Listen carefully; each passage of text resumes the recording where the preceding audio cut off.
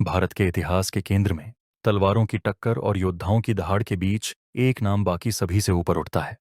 एक ऐसा नाम जो आग में तपकर बना और युद्ध में गढ़ा गया। भोंसले राजवंश। दक्कन की अशांत भूमि में जन्मे भोंसले सोने के सिंहासन के उत्तराधिकारी नहीं थे, बल्कि वीरता के युद्ध के मैदान के उत्तराधिकारी थे।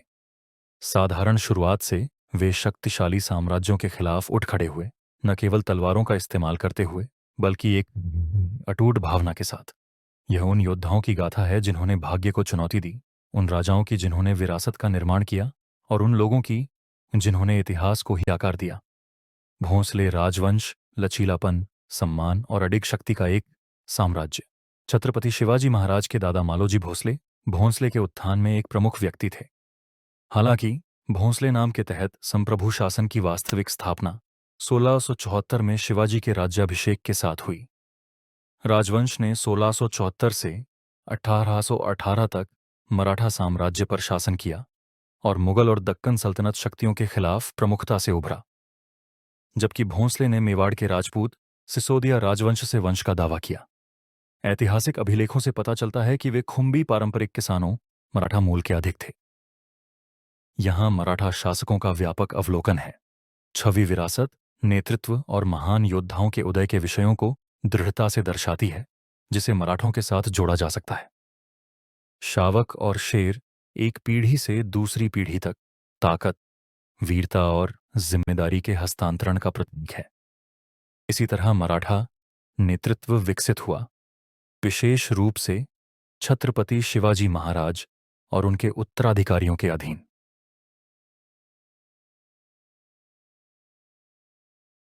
मराठा साम्राज्य का उदय और विरासत समय रेखा। 1552 में शिवाजी महाराज के दादा मालोजी भोसले का जन्म हुआ और वे अहमदनगर सल्तनत के अधीन प्रमुखता से उभरे। 1595 तक उन्हें पुणे और सुपे की जागीर दी गई। 1600 में मुगलों के हाथों अहमदनगर किले के पतन ने डेक्कन की राजनीति में एक महत्वपूर्ण मोड़ ला दिया। 1606 में जन्मे शाहजी भोंसले ने कई डेक्कन सल्तनतों के साथ गठबंधन किया। 1619 तक बीजापुर के साथ गठबंधन किया। उनके बेटे शिवाजी महाराज का जन्म 1630 में शिवनेरी किले में हुआ था। हिंदुत्व स्वराज्य के लिए शिवाजी का सपना 1645 तक आकार ले चुका था और लगातार विजयों के माध्यम से वास्तविकता बन गया। 1646 में तोरण, 1647 में राजगढ़ और 1648 में सिंहगढ़। 1650 तक राजगढ़ में उनका सैन्य और प्रशासनिक आधार मजबूत हो गया। 1656 में जवाली में जीत और 1657 में अहमदनगर में घुसपैठ ने 1600 में प्रतापगढ़ की लड़ाई के लिए मंच तैयार किया, जहां उन्होंने अफजल खान को मार डाला। 1660 में पन्हाला की घेराबंदी के बावजूद शिवाजी विशालगढ़ भाग गए। 1663 में शाहिस्ता खान और 1664 में सूरत पर साहसिक छापे ने उनकी रणनीतिक प्रतिभा को उजागर किया। 1665 में पुरंदर की संधि ने उन्हें किले सौंप दिए, लेकिन रणनीतिक जमीन बरकरार रखी। 1666 में आगरा में नजरबंदी से भागने के बाद शिवाजी ने फिर से गति पकड़ी। 1670 तक उन्होंने किलों को पुनः प्राप्त कर लिया और सूरत पर फिर से हमला किया। 1673 में सालहेर की लड़ाई ने एक और बड़ी जीत दर्ज की। 1674 में शिवाजी को रायगढ़ में छत्रपति का ताज पहनाया गया, जिससे मराठा साम्राज्य की स्थापना हुई। 1674 से 1778 तक उनके दक्षिण दिग्विजय ने कर्नाटक में भी क्षेत्र का विस्तार किया। उनके सुधार और नैतिक शासन 1680 में उनकी मृत्यु तक जारी रहे। औरंगजेब के नेतृत्व में मुगलों ने 1671 में दक्कन पर आक्रमण किया। 1679 में संभाजी को पकड़ लिया गया और मार दिया गया, लेकिन राजा राम ने जिंजी से प्रतिरोध जारी रखा। महारानी ताराबाई के नेतृत्व में मराठों ने 1705 में गुजरात और मालवा पर हमला किया। 1707 में औरंगजेब की मृत्यु के बाद गृहयुद्ध हुआ। मुगलों द्वारा रिहा किए गए शाहू महाराज ने ताराबाई को हराया और 1708 में छत्रपति बने। 1713 में बालाजी विश्वनाथ पहले पेशवा बने, जिन्होंने साम्राज्य को एक संघ में बदल दिया। 1719 तक मराठों ने मुगलों के साथ कूटनीति के माध्यम से दक्कन पर अधिकार हासिल कर लिया। बाजीराव पेनियत्री के नेतृत्व में साम्राज्य पूरे भारत में फैल गया। 1729 में मालवा, गुजरात और वसई में जीत ने उनकी ताकत का प्रदर्शन किया। बाजीराव की मृत्यु के बाद उनके बेटे बालाजी बाजीराव ने अपने चरम पर मराठों का नेतृत्व किया। 1761 में पानीपत की तीसरी लड़ाई विनाशकारी थी, जिसमें 100,000 से अधिक लोगों की जान चली गई। लेकिन माधवराव विसु ने 1772 में अपनी मृत्यु तक मराठा प्रभुत्व को बहाल रखा। आंतरिक कलह के कारण ब्रिटिश हस्तक्षेप हुआ और 1782 तक सालबाई की संधि ने एक अस्थायी शांति को चिह्नित किया। पेशवाओं और सिंधिया, होलकर, गायकवाड़ और भोंसले जैसे क्षेत्रीय सरदारों के नेतृत्व में मराठा संघ ने भारतीय राजनीति पर अपना दबदबा कायम रखा। उनकी आखिरी बड़ी जीत 1795 में खारदा में हुई। हालांकि आपसी लड़ाई और ब्रिटिश कूटनीति ने उन्हें कमजोर कर दिया। 1802 में बसेन की संधि ने दूसरे एंग्लो मराठा युद्ध को जन्म दिया। भयंकर प्रतिरोध के बावजूद ब्रिटिश शक्ति बढ़ती गई। 1817 से 1818 के दौरान तीसरा एंग्लो मराठा युद्ध पुणे के पतन और पेशवा बाजीराव ढाका के आत्मसमर्पण के साथ समाप्त हुआ, जिसने मराठा साम्राज्य के अंत को चिह्नित किया। फिर भी उनकी विरासत कायम रही, जिसने भारत के स्वतंत्र संघर्ष की आग को और भड़काया, सबसे खास तौर पर 1857 के विद्रोह में। मध्ययुगीन भारत के हृदय में जब राज्य तलवार के वार से उठते और गिरते थे, एक महान राजवंश का उदय हुआ जिसने उपमहाद्वीप की नियति को आकार दिया। मराठा साम्राज्य, भोंसले वंश वृक्ष, इसकी जड़ में दूरदृष्टि और वीरता के योद्धा मालोजी राजे भोसले हैं। अहमदनगर सल्तनत में एक कुलीन सरदार मालोजी ने एक ऐसे वंश की नींव रखी जो सदियों तक गूंजता रहेगा। मालोजी ने उमाबाई से विवाह किया, जिन्हें दीपाबाई के नाम से भी जाना जाता है। साथ में उन्हें 2 बेटों का आशीर्वाद मिला। बड़े शाहजी राजे भोसले, एक बहादुर सेनापति और राजनेता, जिनकी विरासत उनके बेटे महान शिवाजी महाराज के माध्यम से आगे बढ़ी, और छोटे शरीफजी भोसले, जिन्होंने समान साहस के साथ परिवार के सम्मान को जारी रखा। शरीफजी ने दुर्गाबाई से विवाह किया और उनके मिलन से महादजी भोसले और त्र्यंबकजी भोसले का जन्म हुआ, जिनमें से प्रत्येक ने अपने तरीके से मराठा विरासत में योगदान दिया। यह एक वंश वृक्ष से कहीं अधिक है। यह एक क्रांति की जड़ है, वीरता, सम्मान और अमर गौरव की कहानी है। यह भोसले गाथा की शुरुआत है। जैसे जैसे भोसले राजवंश की जड़ें मजबूत होती गईं, अगला अध्याय दक्कन के इतिहास के सबसे उल्लेखनीय व्यक्तियों में से एक शाहजी राजे भोसले के साथ सामने आया। एक निडर मराठा सेनापति, राजनयिक और एक महान व्यक्ति जिसने दक्कन सल्तनत की सम्मानपूर्वक सेवा की। लेकिन शाहजी की विरासत युद्ध के मैदान से कहीं आगे तक फैली हुई थी। उनका विवाह जाधव राव वंश के एक वीर योद्धा बहादुर लखूजी जाधव की बेटी जीजाबाई से हुआ था। जीजाबाई कोई साधारण महिला नहीं थी। वह एक दूरदर्शी मां थी, जो ज्ञान और शक्ति का स्तंभ थी। इस शक्तिशाली मिलन से एक ऐसे बच्चे का जन्म हुआ जिसने भारत की नियति बदल दी। शिवाजी राजे, भावी छत्रपति, मराठा साम्राज्य के संस्थापक। शाहजी राजे ने शिवाजी के एक वफादार भाई और भरोसेमंद सहयोगी संभाजी शाहजी भोसले को भी जन्म दिया। तुकाबाई से अपनी दूसरी शादी में, जो संभाजी मोहिते की बहन और सोयराबाई की मौसी थीं, शाहजी को एक और बेटा हुआ, एकोजी ई भोसले, जिन्होंने तमिलनाडु के तंजावुर में मराठा साम्राज्य की स्थापना की। यह परिवार सिर्फ खून से ही नहीं जुड़ा था। वे उद्देश्य, साहस और स्वराज्य के एक अडिग सपने से एकजुट थे। मराठा साम्राज्य के केंद्र में एक दूरदर्शी, एक योद्धा, एक राजा छत्रपति शिवाजी महाराज थे। न केवल अपनी वीरता के लिए, बल्कि अपनी बुद्धिमत्ता के लिए भी सम्मानित, शिवाजी की विरासत को उनकी तलवार ने उतना ही आकार दिया जितना उनकी रणनीति ने। अपने साम्राज्य को मजबूत करने और मराठा वंशों को एकजुट करने के लिए शिवाजी महाराज ने विवाह के माध्यम से कुलीन परिवारों के साथ गठबंधन किया, जो एक राजनीतिक और सामाजिक मास्टर स्ट्रोक था। उनकी पहली और मुख्य पत्नी साईबाई उनके उत्तराधिकारी निडर संभाजी महाराज की मां थीं। सोयराबाई के साथ उनके राजाराम महाराज थे, जो मराठा साम्राज्य के तीसरे छत्रपति बने। उनकी अन्य पत्नियों पुतलाबाई, काशीबाई, सकरवरबाई, सगुणाबाई, गुणवंताबाई, लक्ष्मीबाई और तुकाबाई से बेटियां पैदा हुईं, जिन्होंने कुलीन संबंधों और गठबंधनों को बनाए रखने में महत्वपूर्ण भूमिका निभाई। उनमें से दीपाबाई और बेटियां सकुबाई, रानूबाई और अंबिकाबाई प्रत्येक शक्ति, कूटनीति और विरासत का प्रतीक है।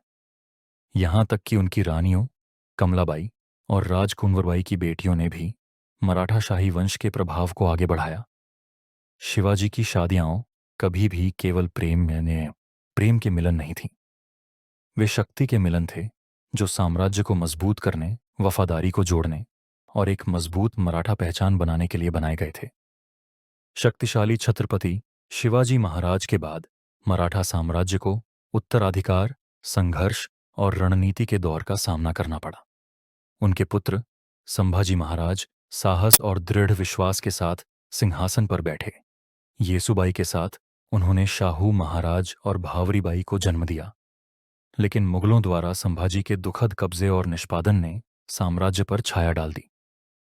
अपनी युवावस्था में कैद किए गए शाहू महाराज बाद में अपनी विरासत को पुनः प्राप्त करने और मराठा पुनरुत्थान का नेतृत्व करने के लिए वापस लौटे। इस बीच सोयराबाई के माध्यम से शिवाजी के छोटे बेटे राजाराम महाराज ने नेतृत्व की बागडोर संभाली। उनकी रानी ताराबाई एक उग्र और सक्षम रीजेंट के रूप में उभरी, जिन्होंने शिवाजी को भी सिंहासन के प्रतिद्वंद्वी दावेदार के रूप में खड़ा किया। मराठा साम्राज्य अब एक चौराहे पर खड़ा था, जो शाहू के सही दावे और ताराबाई के शासन के बीच विभाजित था। इस शक्ति शून्यता से एक नई शक्ति, पेशवा का उदय हुआ। 1719 से 1820 तक वे मराठा साम्राज्य के वास्तविक शासक बन गए और विस्तार, कूटनीति और युद्ध के माध्यम से इसका मार्गदर्शन किया। शिवाजी का सिंहासन अभी भी खड़ा था, लेकिन उसके पीछे की शक्ति बदल चुकी थी। 1552 में जन्मे मालोजी बाबाजी भोंसले के पुत्र थे। एक साधारण गांव में जन्मे मालोजी ने सिंध खेड़ के शक्तिशाली जाधवों के अधीन एक घुड़सवार के रूप में अपनी यात्रा शुरू की। लेकिन महत्वाकांक्षा और भाग्य ने उनके लिए बड़ी योजनाएं बना रखी थी। उन्होंने शानदार इथियोपियाई रणनीतिकार मलिक अंबर की सेवा में प्रवेश किया, जिन्होंने अहमदनगर सल्तनत के शासन को नियंत्रित किया। उनके नेतृत्व में मालोजी की वीरता चमक उठी। मालोजी मलिक अंबर के एक भरोसेमंद सहयोगी बन गए, जो अहमदनगर सल्तनत के प्रधानमंत्री पद तक पहुंचे। अहमदनगर के शासक बहादुर निजाम शाह ने मालोजी में दूरदर्शिता और साहस का भाव देखा। उन्हें कई छोटे शहरों और गांवों के अलावा 3 परगना का नियंत्रण दिया गया। बहादुर निजाम शाह ने मालोजी को राजा की उपाधि दी। मलिक अंबर की सिफारिश पर उन्हें शिवनेरी और चाकन किलों के नियंत्रण के साथ पुणे और सुपरगना की जागीर दी गई। मालोजी ने विरुल के पास कृष्णेश्वर मंदिर का जीर्णोद्धार करवाया और शिखर शिंगणापुर में शंभू महादेव मंदिर में एक बड़ा तालाब भी बनवाया। उन्होंने राजस्व व्यवस्था में सुधार किया, अपनी भूमि में स्थिरता लाई और भविष्य के मराठा शासन के लिए रूपरेखा तैयार की। उन्होंने फुलटन के देशमुख की बहन उमाबाई से विवाह किया। उनके 2 बेटे हुए, शाहजी और शरीफ जी। मालोजी की मृत्यु संभवतः 1606 में इंदापुर में बीजापुर सल्तनत से लड़ते हुए हुई। कुछ खाते बाद में बताते हैं, लेकिन उन्होंने जो ज्योति जलाई वह कभी नहीं बुझी। उनके बेटे शाहजी, जो उस समय 5 वर्ष के थे, का पालन पोषण उनके भाई विठोजी ने किया। उनकी मृत्यु के बाद उनकी जागीर उनके बेटे शाहजी को हस्तांतरित कर दी गई। मालोजी भोंसले एक विस्मृत संस्थापक है, जिनकी विरासत ने मराठा राजवंश को। शाहजी भोंसले का जन्म 1544 में अमरनगर सल्तनत के एक प्रमुख सेनापति मालोजी भोंसले के पुत्र के रूप में हुआ था। योद्धाओं के परिवार में पले बढ़े, उन्हें महानता के लिए किस्मत में लिखा था। उनके शुरुआती वर्षों में सैन्य और प्रशासनिक कौशल की एक मजबूत विरासत थी, एक ऐसा गुण जो उनके पूरे जीवन को परिभाषित करेगा। शाहजी ने अमरनगर सल्तनत के तहत अपना करियर शुरू किया, जहां वे रैंकों के माध्यम से आगे बढ़े, एक शानदार कमांडर और राजनयिक के रूप में ख्याति अर्जित की। इस दौरान उन्होंने मुगलों और अन्य दक्कन शक्तियों के खिलाफ कई लड़ाइयों का सामना किया। युद्ध में उनके रणनीतिक दिमाग और साहस ने उन्हें अपने वरिष्ठों का विश्वास और सम्मान दिलाया। राजनीतिक रूप से रणनीतिक कदम उठाते हुए शाहजी ने निजामशाही दरबार के एक कुलीन लखोजी जाधव की बेटी जीजाबाई से विवाह किया। इस विवाह ने प्रभावशाली मराठा परिवारों के साथ उनके संबंधों को मजबूत किया। उनके एक बेटे शिवाजी महाराज थे, जो बाद में मराठा साम्राज्य के संस्थापक बने। शाहजी ने सुनिश्चित किया कि उनके बेटे को नेतृत्व के लिए तैयार किया जाएगा। अहमदनगर के पतन के बाद शाहजी बीजापुर सल्तनत की सेवा में शामिल हो गए। उन्हें बेंगलोर की जागीर दी गई, जहां उन्होंने दक्षिण भारत में एक गढ़ स्थापित किया। बीजापुर में शाहजी की सेवा कई सैन्य अभियानों और रणनीतिक गठबंधनों द्वारा चिह्नित की गई थी। उनके नेतृत्व और प्रशासनिक कौशल ने डेक्कन क्षेत्र में उनकी शक्ति को मजबूत करने में मदद की। बैंगलोर पर शाहजी के शासन ने उन्हें दक्षिणी क्षेत्र में मराठा प्रभाव का विस्तार करने की अनुमति दी। उन्होंने अपने क्षेत्रों को मजबूत करने और अपने नियंत्रण वाले क्षेत्रों में स्थिरता लाने पर ध्यान केंद्रित किया। उनके समय में बैंगलोर एक प्रमुख मराठा आधार बन गया और शाहजी के प्रशासनिक सुधारों ने दक्षिण भारत में मराठा उपस्थिति की नींव रखी। शाहजी ने कई महत्वपूर्ण लड़ाइयां लड़ी, खासकर मुगलों के खिलाफ। उनके सैन्य अभियान केवल विजय के बल्कि अपने लोगों और उनकी भूमि की रक्षा के बारे में भी थे। गुरिल्ला रणनीति, रणनीतिक वापसी और युद्ध के मैदान में नेतृत्व में उनके कौशल ने उन्हें अपने समय के सबसे सम्मानित सैन्य नेताओं में से एक बना दिया। 1636 में शाहजी को दक्कन में एक अभियान के दौरान मुगल सेना ने पकड़ लिया था। हालांकि उनके पकड़े जाने से उनके प्रभाव का अंत नहीं हुआ। उन्हें फांसी पर चढ़ाने के बजाय घर में नजरबंद कर दिया गया, जो उनके कद का प्रमाण था। रिहा होने के बाद उन्होंने बीजापुर सल्तनत की सेवा जारी रखी और दक्कन में एक प्रमुख व्यक्ति बने रहे। भौगोल के बावजूद शाहजी का अपने बेटे शिवाजी महाराज पर गहरा प्रभाव था। उन्होंने सुनिश्चित किया कि शिवाजी को सैन्य प्रशिक्षण और राज्य कला में शिक्षा मिले। साहस, सम्मान और स्वतंत्रता के शाहजी के आदर्शों ने शिवाजी के स्वराज्य, स्वशासन के मराठा साम्राज्य के दृष्टिकोण को गहराई से आकार दिया। 1650 के दशक की शुरुआत में शाहजी ने कनकगिरी में एक जागीर संभाली, जो वर्तमान कर्नाटक में एक रणनीतिक किला था, जो बीजापुर सल्तनत की सेवा करता था। 1654 में कनकगिरी में एक विद्रोह भड़क उठा, जिसका नेतृत्व स्थानीय प्रमुख ने बीजापुर के अधिकार को चुनौती देते हुए किया। सल्तनत ने विद्रोह को दबाने के लिए अपने दुर्जेय सेनापति अफजल खान को भेजकर जवाब दिया। आगामी हमले के दौरान संभाजी शाहजी भोसले मारे गए, जबकि कुछ खातों से पता चलता है कि वह युद्ध में मारे गए। अन्य विश्वासघात का संकेत देते हैं, हालांकि सटीक परिस्थितियां अनिश्चित हैं। शाहजी ने अपने अंतिम वर्ष दक्षिण में अपने क्षेत्रों को मजबूत करने में बिताए। 1664 में एक शिकार अभियान के दौरान होडीगेरे के पास उनका दुखद निधन हो गया। उनकी मृत्यु ने एक युग का अंत कर दिया, लेकिन उनकी विरासत उनके बेटे शिवाजी के माध्यम से जीवित रहेगी, जिन्होंने मराठा साम्राज्य का निर्माण किया। शाहजी के जीवन से हम दूरदर्शिता, अनुकूलनशीलता और नेतृत्व के कालातीत मूल्यों को सीखते हैं। उनकी विरासत हमें सिखाती है कि साम्राज्य केवल ताकत से नहीं, बल्कि तैयारी, उद्देश्य और लोगों से बनते हैं। उनके प्रभाव ने मराठा साम्राज्य को आकार दिया और पीढ़ियों को प्रेरित करना जारी रखा। वीरता, दूरदर्शिता और विरासत की है। उन्होंने जो नींव रखी, उससे अंततः मराठा साम्राज्य का उदय हुआ, जिसने शरीफ जी, भारतीय ये इतिहास श्री की राजे दिशा भोसले हमेशा के के दो लिए बेटे बदल। थे, जिनका नाम महादजी भोसले और त्रिम्बक जी भोसले था। ऐतिहासिक विवरण बताते हैं कि बाद में उन्होंने शाहिस्ता खान के अधीन मुगल सेना के साथ गठबंधन कर लिया। प्रत्यक्ष सैन्य जुड़ाव के मामले में शरीफ जी की भूमिका कम दर्ज की गई है। शरीफ जी ने खुद कोई महत्वपूर्ण सैन्य या राजनीतिक भूमिका नहीं निभाई। शरीफ जी भोसले को 1634 में भदवाड़ी की लड़ाई में उनकी भागीदारी के लिए सबसे ज्यादा याद किया जाता है। इस लड़ाई के दौरान उन्होंने अपने भाई शाहजी के साथ मुगल साम्राज्य और बीजापुर सल्तनत की संयुक्त सेनाओं के खिलाफ लड़ाई लड़ी। दुर्भाग्य से शरीफ जी इस लड़ाई में मारे गए और शहीद हो गए। भदवाड़ी की लड़ाई में शरीफ जी भोसले के बलिदान को अहमदनगर से लगभग 25 किमी दूर नगर रोड पर भदवाड़ी गांव के पास स्थित एक स्मारक समाधि द्वारा याद किया जाता है। यह स्थल उनकी बहादुरी और डेक्कन के इतिहास में एक महत्वपूर्ण मोड़ के दौरान निजाम शाही सल्तनत की रक्षा में उनके द्वारा निभाई गई महत्वपूर्ण भूमिका के लिए एक श्रद्धांजलि के रूप में कार्य करता है। दक्कन के अशांत हृदय में एक मराठा कुलीन लखुजी जाधव राव का उदय हुआ। 1560 में जन्मे वे रैंकों में ऊपर उठे। पहले अहमदनगर सल्तनत में सेवा की, फिर मुगलों में 24,000 के मनसब की कमान संभाली। यह लखुजी ही थे जिन्होंने सबसे पहले गुरिल्ला युद्ध के बीज बोए, ऐसी रणनीति जो एक दिन साम्राज्यों को हिला देगी। लेकिन 1619 में विश्वासघात हुआ। बुरहान निजाम शाह के आदेश पर दिवगिरी किले में लखुजी की हत्या कर दी गई। यह आघात पीढ़ियों तक गूंजता रहा। उनकी बेटी जीजाबाई, जो 15 कच्चे में सिंध खिदराजा में पैदा हुई, भी कम उल्लेखनीय नहीं थी। गौरवशाली हरीश जाधव वंश में पली बढ़ी, उसे शक्ति और बुद्धि दोनों विरासत में मिली। उसकी शादी शाहजी भोंसले से हुई, जो दक्कन के आसमान जितने बड़े सपने देखने वाले सेनापति थे। उनके 2 बेटे हुए, संभाजी और शिवाजी।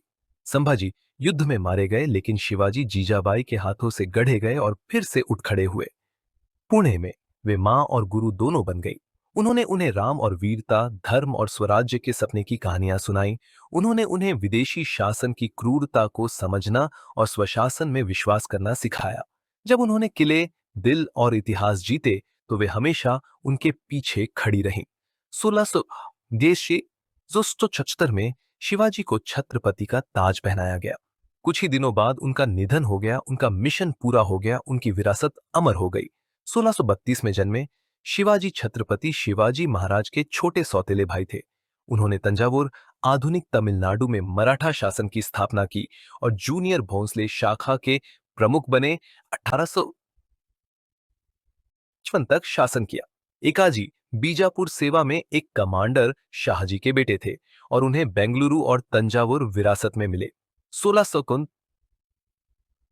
में मदुरै के नायक द्वारा तंजावुर के शासक को उखाड़ फेंकने के बाद बीजापुर के सुल्तान ने एकाजी को सिंहासन वापस लेने के लिए भेजा। 1676 तक एकाजी ने तंजावुर पर विजय प्राप्त कर ली थी और खुद को राजा घोषित कर लिया था। 1670 में दक्षिण भारत में अपने पिता की जागीर पर दावा करने के उद्देश्य से शिवाजी ने एकाजी का सामना किया। शुरुआती शांतिपूर्ण वार्ता के बावजूद एकाजी भाग गए। हालांकि शिवाजी की सेनाओं ने उन्हें हरा दिया और एकाजी अंततः एक संधि के लिए सहमत हो गए। शिवाजी के दावे को मान्यता दी और उनके जागीरदार बन गए। शिवाजी की मृत्यु के बाद तंजावुर स्वतंत्र रहा, लेकिन मराठा साम्राज्य को श्रद्धांजलि देना जारी रखा। एकाजी के शासन को कूटनीति और सैन्य संघर्ष दोनों द्वारा चिह्नित किया गया था, जिसने दक्षिण भारत में एक स्थायी विरासत छोड़ी। तंजावुर में मराठा शक्ति की एकाजी की स्थापना ने क्षेत्र के इतिहास को आकार दिया, यह सुनिश्चित करते हुए कि भोंसले की विरासत सदियों तक जारी रही। धन्यवाद। यदि वीडियो जानकारीपूर्ण है तो कृपया लाइक, सब्सक्राइब और शेयर करें। सत्यनारायण सत्य वीडियोस।